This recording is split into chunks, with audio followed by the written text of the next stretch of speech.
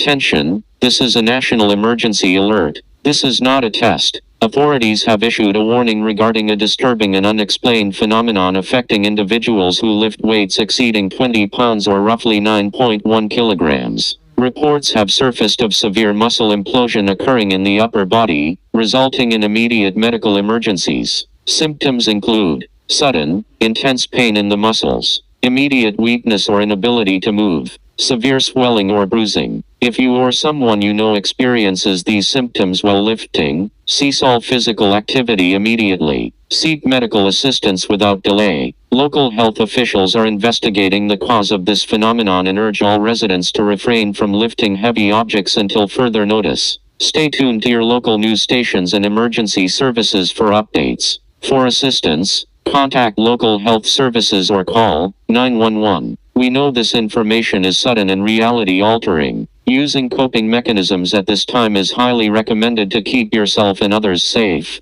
Remember, your safety is our top priority.